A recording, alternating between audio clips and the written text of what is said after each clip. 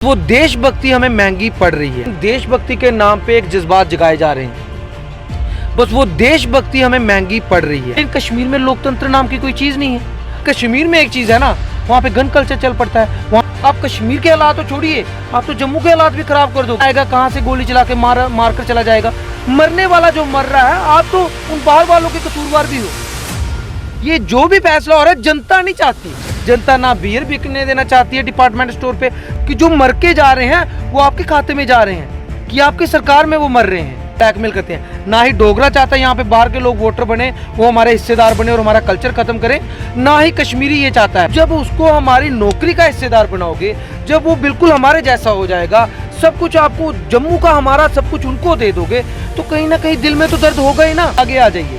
लेकिन एक देशभक्ति के बखान के ऊपर जो आप लोग वोट करना शुरू कर चुके हैं ना, उसी का कारण है आज आप यहाँ पे बैठे हो। वो कैसे वजह से टारगेटिंग किलिंग शुरू हो गई है कि एक लोगों को चुन चुन के, बाहर के लोगों को भी चुन चुन के मारा जा रहा है कि बाहर के लोग हम नहीं बसने देंगे इसलिए हम मार रहे हैं। देखिए मेरी बात सुनिए, अब तक अमित शाह जी अकेले निकल जाते गाड़ी लेके, घूम के आते पूरा कश्मीर, लोगों से मिलते आराम से, तो वो चीजें होती हैं। हमारी सुनवाई ही नहीं है। सही बात बोलता हूँ, सुनवाई नहीं है हमारे लोगों। आगे ही रो रहे थे पिछले 70 सालों से कि हमारे साथ अन्याय होगा, हमारे साथ अन्याय हो गया, हमारी नौकरियां खा गए, हमारा पैसा खा गए, हमारा सब कुछ खा गए। हम इसलिए रो रहे थे। लेकिन आपने क्या किया, उनको तो रखा हमारे साथ, आपने बाहर से लाके भी छोड़ दी। हमारे साथ तो और ज्यादा अन्याय हो गया।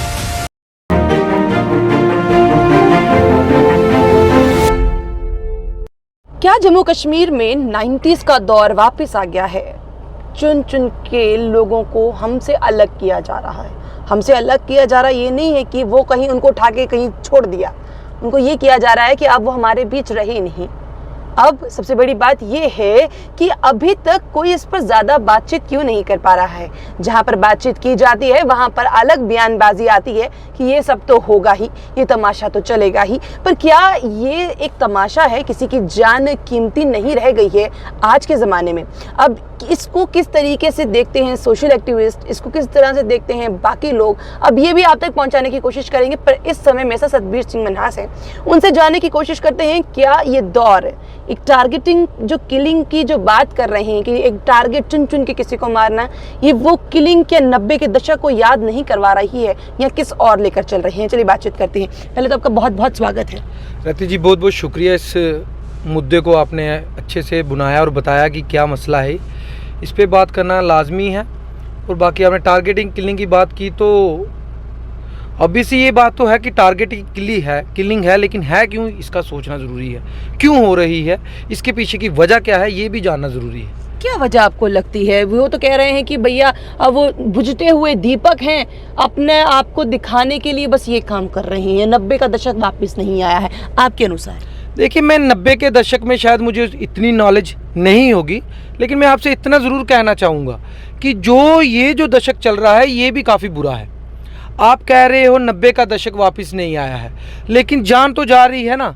पहले कश्मीरी पंडितों को उन्होंने भगाया वहाँ से, वो जम्मू में आए, जम्मू से कहाँ कहाँ गए, वो कैसे भटके, कहाँ कहाँ पे उनकी क्या क्या हालत हुई। आज वो थोड़े से सही हुए, जब वो सही हुए तो फिर से वही दौर वापस आ गया। देखिए, जान होती है।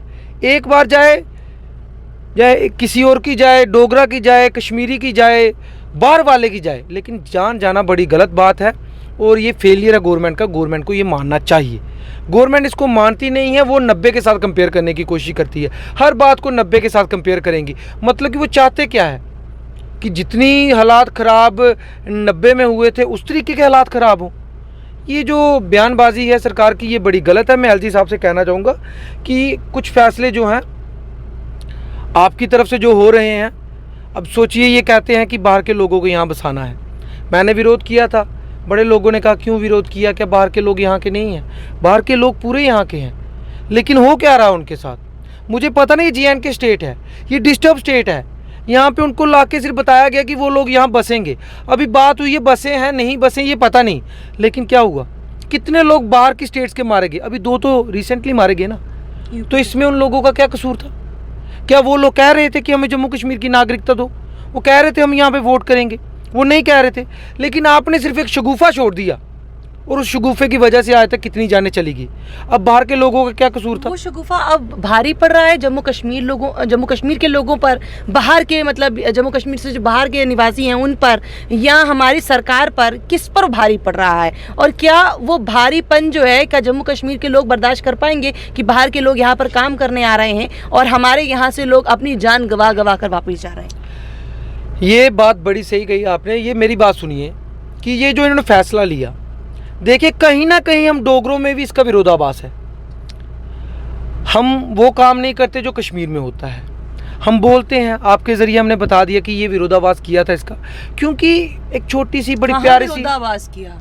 यहाँ पे तो जश्न हुए थे, सबसे ज्यादा अगर दुखी हुए तो वो कश्मीरी हुए, वो आज भी अपनी बात पर टिके हुए हैं। यहाँ पर तो जश्न मनाए गए कि 370 हट गया भाई, 35 से हट गया भाई, हम तो खुश हैं, अच्छा है बाहर के लोग आएंगे। कहाँ पर आप विरोधाभास हुआ?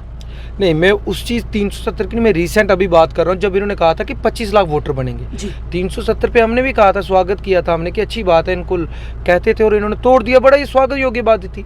लेकिन अब सोचने वाली बात ये है कि वो चीज़ें हो गई, लेकिन हमको नहीं ना पता था कि 370 के बाद इन्होंने और क्या सोचा था। हमने यही सोचा था कि शायद कुछ पाबंदियां हैं डिफेंस के मामले में, जो इनकी रोकथाम हो जाती है, ये काम नहीं कर पाती भारतीय सरकार यहाँ पे। तो हमने इसलिए कहा था, हमने ये थोड़ा ना कहा था कि 370 तोड़ेंगे, डोगरा आगे ही उसको दबाया जा रहा है और आप आर्डर निकालेंगे, बाद में 25 लाख वोटर आएंगे और 25 लाख वोटर जब आएंगे वो भी कहाँ पे बसेंगे मैक्सिमम? ये जम्मू के 5 रीजन है, कठुआ हो गया, सांबा हो गया, फिर जम्मू हो गया और रियासी उधमपुर, यहीं तक। इसके ऊपर आपको पता है मैक्सिमम पॉपुलेशन नहीं जाएगी वहाँ पे। तो बर्डन किस पे पड़ा? हम लोगों पे पड़ा, जो लोग आगे ही रो रहे थे पिछले 70 सालों से कि हमारे साथ अन्याय होगा, हमारे साथ अन्याय हो गया, हमारी नौकरियां खा गए, हमारा पैसा खा गए, हमारा सब कुछ खा गए, हम उसलिए रो रहे थे। लेकिन आपने क्या किया? उनको तो रखा हमारे साथ, आपने बाहर से लाके भी छोड़ दिए। हमारे साथ तो और ज़्यादा अन्याय हो गया। लेकिन विरोधाभास आपने कहा किस बात का? मेरे आपने जितने इंटरव्यू सुने होंगे उस पर मैंने बार बार कहा है कि नहीं पसंद हमें। अगर वो यहाँ पे दिहाड़ी लगाने आते हैं, यहाँ पे काम करने आते हैं, हम उनका मान सम्मान करते हैं। वो काम करते हैं, हम उनका मान सम्मान करते हैं। कभी हमारे बीच में क्लैशेस नहीं हुए, ना ही आगे होंगे, पूरी इज्जत करते हैं। लेकिन आप जब उसको हमारी नौकरी का हिस्सेदार बनाओगे, जब वो बिल्कुल हमारे जैसा हो जाएगा, सब कुछ आपको जम्मू का हमारा सब कुछ उनको दे दोगे, तो कहीं ना कहीं दिल में तो दर्द होगा ही ना अपनी आइडेंटिटी को लेके। यहाँ तो होना कि 10-15 करोड़ लोगों की बहुत बड़ी रियासत है, इसमें अगर 10-20 लाख बाहर से आ जाए तो कोई फ़र्क नहीं पड़ेगा। जनाब कहते हैं ना, यहाँ पे खींच के तो हमारी 50-60 लाख के करीब पॉपुलेशन होगी जम्मू रीजन में, और डोगरों के बीच में जितने भी हैं कम से कम 30-40 लाख लगा लो, थोड़ी और भी होंगे। तो जब उनके बीच में 20 लाख एक्स्ट्रा हो गए तो हमारा तो कल्चर खत्म हो गया, हमारी आइडेंटिटी खत्म होगी। हमको क्या क्या बचाना है? कई लोग तो ये भी कह रहे हैं कि कोई पान खा के बोलेगा हम है डोगरा। क्या असल में अब वो दिन देखने पड़ेंगे कि कोई बाहर का लोग आके पान खा के मुंह में बोलेगा हम है डोगरा, और डोगरा आइडेंटिटी जो इनकी है वो कह नहीं पाएंगे कि हम डोगरा हैं? देखिए आप खुद सोचिए ना, हमारे बीच में अगर 20-30 लाख लोग और आ जाएंगे, हमारी आइडेंटिटी तो खत्म हो जाएगी। हम उस चीज़ के लिए चिल्ला रहे हैं। हम ये तो ना कह रहे हैं कि इनको भगा दो, हम ये तो ना कह रहे हैं इनको काम नहीं दो। वो काम भी करें, इज्जत मान सम्मान के साथ यहाँ पे रहें। जब तक वो मेहमान है तब तक हम भी कदर करेंगे। जब वो हमारी तरह होगी तो ये तो आप कश्मीर के हालात तो छोड़िए, आप तो जम्मू के हालात भी खराब कर दोगे। कभी ना कभी तो विरोधाभास होगा ना। क्या सरकारें ये चीज़ नहीं सोचती? और ये जो फैसला है उसी वो भी एक बहुत बड़ा कारण है जो टारगेटिंग किलिंग हो रही है। आप कश्मीरी पंडितों को तो वापस बसा नहीं पाए, तो आपने कैसे आर्डर निकाल दिया कि 25 लाख लोग बाहर की स्टेट से आके यहाँ पे बशिंदे बनेंगे? क्या वो इसी वजह से टारगेटिंग किलिंग शुरू हो गई है कि एक लोगों को चुन चुन के, बाहर के लोगों को भी चुन चुन के मारा जा रहा है कि बाहर के लोग हम नहीं बसने देंगे इसलिए हम मार रहे हैं? देखिए मेरी बात सुनिए, टारगेटिंग किलिंग का ये में एक बात ये भी हो सकती है क्योंकि हम डोगरे हैं, हम देशभक्त हैं, हम अपनी बात का विरोध कर सकते हैं। आपने पूछा, हम बता सकते हैं, हम लोकतांत्रिक तरीके से कर सकते हैं। लेकिन कश्मीर में लोकतंत्र नाम की कोई चीज़ नहीं है। अब तो वहाँ पे गन कल्चर शुरू हो गया है।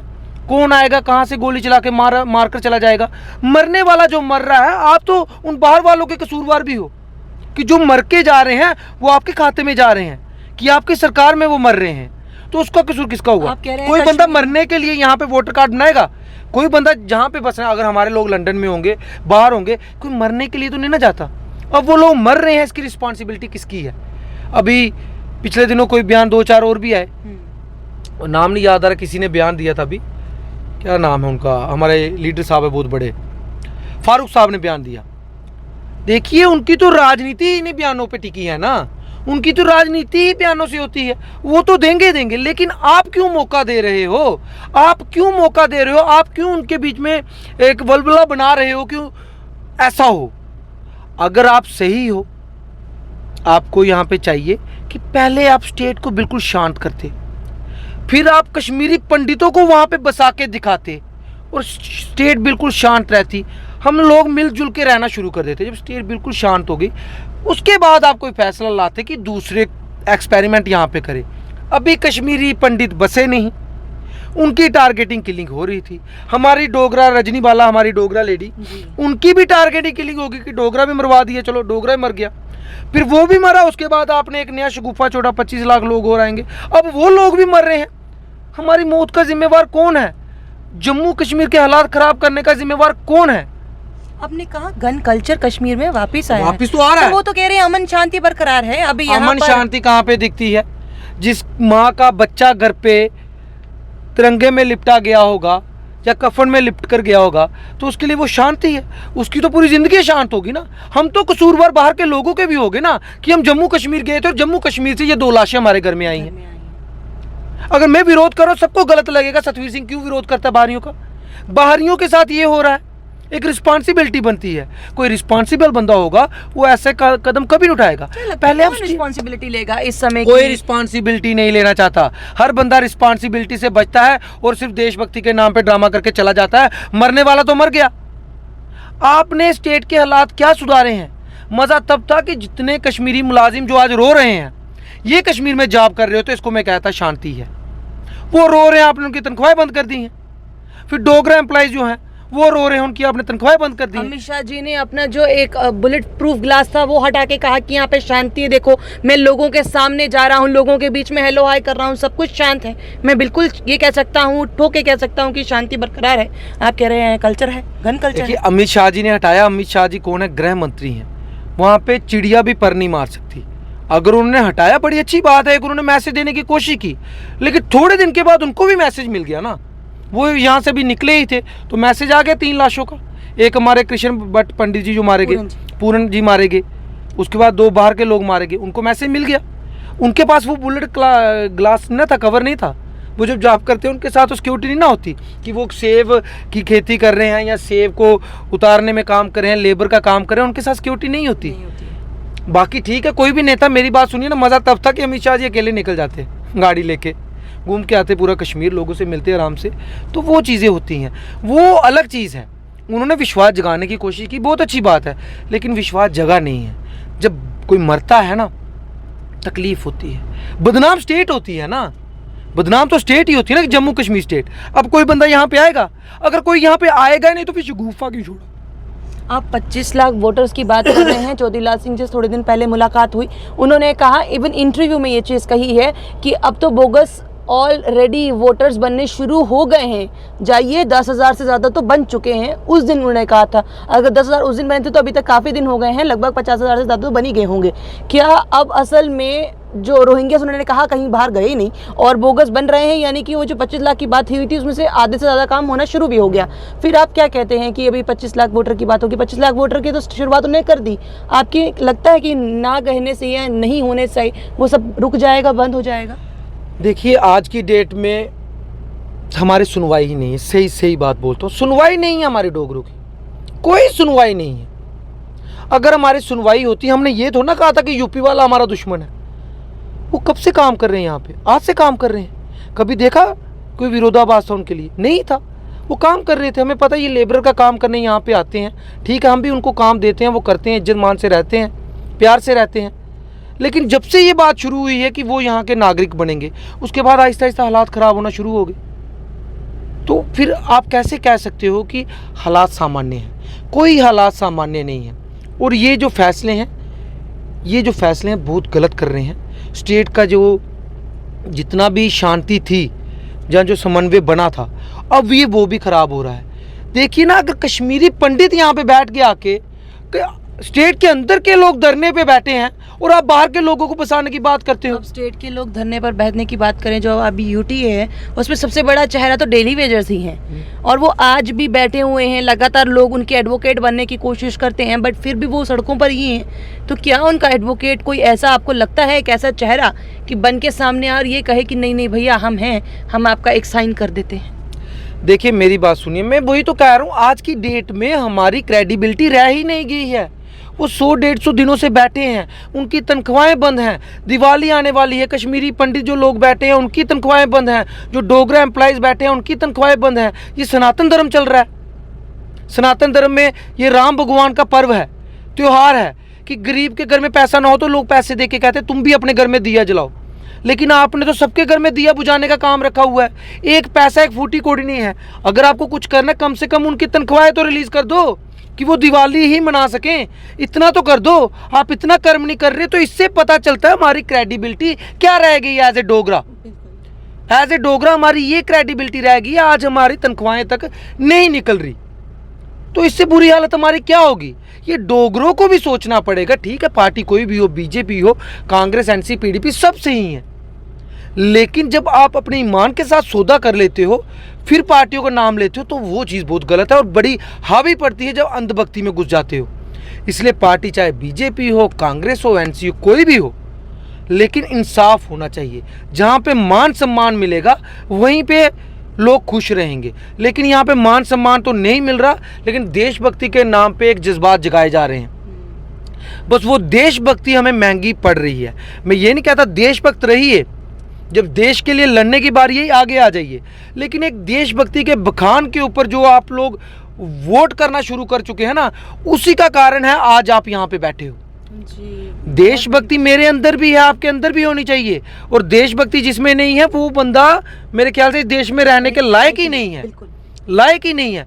लेकिन देशभक्ति के जज्बातों में आकर आप जिनको लाए हो, इनको फिर से लाओगे, तो मेरी बात सुनिए, उनको अहंकार हो गया है इस चीज़ का कि सारे मुद्दे चले जाएं, लेकिन बाद में तो हमको बेचना क्या है, धर्म।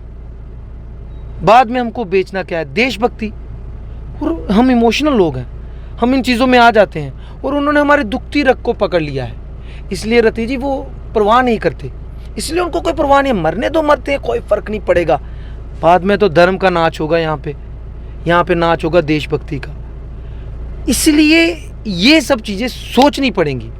और मैं बहुत हो गए, पर देखिए हर कोई जाता है, बात करता है, प्रश्न, सॉल्यूशन क्या है? अब मैं आपसे अगर सॉल्यूशन देखिए, मेरी बात सुनिए, सॉल्यूशन बड़ा सिंपल सा सॉल्यूशन है कि पहले तो आपने जो फैसले लिए हैं इनको आप विड्रॉ करिए।